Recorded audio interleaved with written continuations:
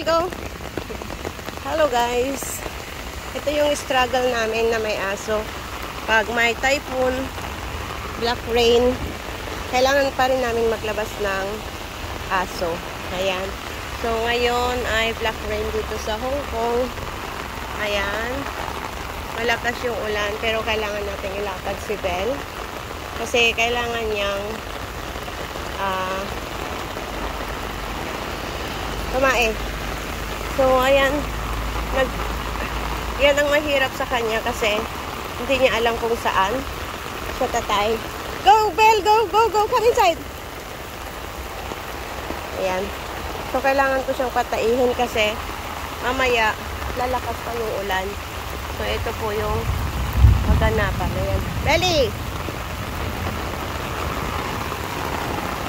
Kain ka na!